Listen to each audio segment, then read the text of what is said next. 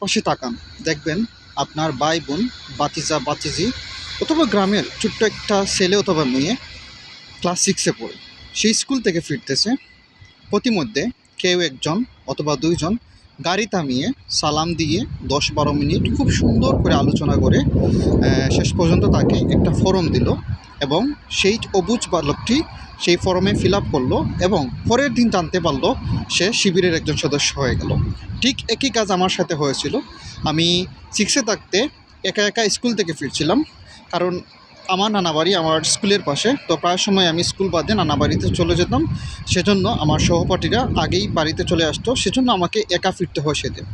হঠাৎ আমাদের এলাকায় একটা ছোট্ট ব্রিজ আছে, সেখানে আসা মাত্রই দুজন মানুষ আসলেন গাড়ি থামিয়ে অর্থাৎ বাইক থামিয়ে আমাকে প্রথমত সালাম দিলেন, আমার ভবিষ্যৎ পরিকল্পনা, ক্লাসে আমার রোল কী, এই পঞ্চম শ্রেণীতে আমার রেজাল্ট কী, ভবিষ্যতে আমি কী হতে চাই, অনেক প্রশ্ন করলেন এবং আমাকে তারা একজন মেধাবী শিক্ষার্থী হিসেবে স্বীকৃতি দিলেন। যদিও অনেকের মতো আমি মেধাবী ছিলাম।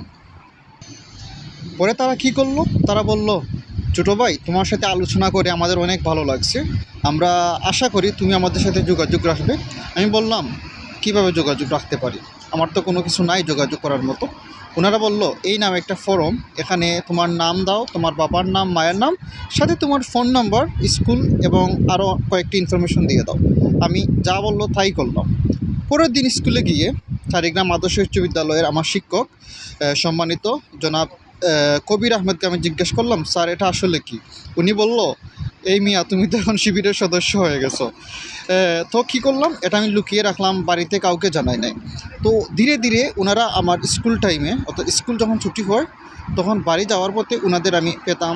ওনারা আস্তে আস্তে আমার সাথে একটা কমিউনিকেশন তৈরি করলো। পাশাপাশি এলাকায় যারা শিবির করতেন তৎকালীন অনেকেই, নাম নিতে আমি চাচ্ছি না, ওনারা আমাকে নানানভাবে প্যাট্রোনাইজ করার চেষ্টা করতেছে। তো আমি মোটামুটি শিবিরের বিভিন্ন প্রোগ্রামে লুকিয়ে অংশগ্রহণ করতে থাকি। আপনারা সবাই জানেন 2012-13 সালের দিকে শিবির বাংলাদেশে এমন এক অবস্থানে ছিল যে শিবির নামটা সবাই শুনলে ঘৃণা করত, কারণ ওটা রাজাকারের দল হিসেবে সবার কাছে স্বীকৃত। পাশাপাশি রক কাটা, সন্ত্রাসী, হ্যান ত্যান অনেক কিছুই ছিল ওদের একটা ট্যাগ। তো শিবিরের মাধ্যমে আমি নানান ধরনের বই পড়তে শুরু করলাম। ওনারা বলে নাই তুমি ফেসবুক খুলে বা প্রকাশ্যে অপ্রকাশ্যে ওনাদের নিয়ে লেখালেখি করবে, হ্যান ত্যান অনেক কিছু। তো আমি কি করছি, আমি ক্লাস 8-এর শেষের দিকে আমি একটা ফেসবুক অ্যাকাউন্ট খুললাম। সেই অ্যাকাউন্ট দিয়ে আমি নানান ধরনের আজে বাজে পোস্ট করতে থাকি। আমি কিন্তু পীরতন্ত্র কখনোই বিশ্বাস করিনি, তবুও আমি, আমার ফ্যামিলি, আমার নানা বাড়ির সবাই, ফুলতলি সাহেব যে আছে না সিলেটের, ওনাদের বক্ত ছিল, আমি ওনাকে নিয়ে বাজে ধরনের পোস্ট লিখতাম। পাশাপাশি আওয়ামী লীগ নিয়ে তো আমি সরাসরি পোস্ট লিখতাম, হাসিনাকে সিডিআই অনেক বাজে বাজে শব্দ দিয়ে পোস্ট করতাম, যার কারণে আমার ফ্যামিলিতে নানান ধরনের বিচার আসছে। যখন আমি ক্লাস 8-এ পড়ি তখন একদিন আমার চাচা বাজার থেকে ফিরছেন। ফিরে এসে উনি আমার মাকে ডেকে নিয়ে বলছেন, জানো ভাবি, তোমার ছেলে শিবির করে। এটা শোনা মাত্র আমার মা কী করছে, ঘরে আসছে আইসা আমাকে প্রথমে 2-3টা থাপ্পড় দিচ্ছে। এই থাপ্পড় থেকে বাঁচার জন্য আমি দৌড় দিয়ে কী করছি, পালিয়ে যাই। তো আমার মা উঠানে লাকড়ি ছিল, লাকড়ি দিয়ে আমাকে একটা আঘাত করে আমার পায়ে সেই আঘাতটা লাগছিল, আমার এখন পর্যন্ত মনে আছে। তো আমি আমার চাচার প্রতি রেগে গিয়ে আমি প্রতিজ্ঞা করেছিলাম, আমার চাচা যদি মরেও যায় আমি ওনার জানাজায় পড়ব না। অর্থাৎ দেখেন, শিবির মানুষকে এমনভাবে ব্রেইন ওয়াশ করে যে আপনি আপনার আত্মীয় স্বজন অনেকের সাথে আপনার একটা খুব বাজে সম্পর্ক তৈরি হয়ে যায়, এটা ন্যাচারালি তৈরি হয়ে যায়। তো এভাবে চলতে চলতে আমি ইন্টার পর্যন্ত শিবিরের নানান কর্মসূচিতে যাই, লুকিয়ে মিটিং করি, কয়েকদিন রিপোর্ট খাতাও ফিল আপ করি, সামান্য কী বলে ওনাকে, বায়তুল মালে টাকাও দিয়েছি, কয়েক টাকা, বেশি না, যেহেতু বেকার ছিলাম। তো এভাবেই চলতেছিল। তো যখন ইউনিভার্সিটিতে ভর্তি হলাম, বিশেষ করে শাহজালাল ইউনিভার্সিটিতে, তখন আস্তে আস্তে আমি কোটা আন্দোলন করি, সড়ক আন্দোলন করি, তাছাড়া আরও ছোটোখাটো কয়েকটি আন্দোলন করেছি। তো যার ফলে আমি বিভিন্ন ধরনের মানুষের সাথে চলেছি, বিভিন্ন মতাদর্শের মানুষের সাথে চলেছি, যার বিদায় আমি একটা সময় নিজেকে একটু মুক্তমনাটাই বা উদারপন্থী মানুষ হিসেবে পরিচয় দিতে শুরু করি।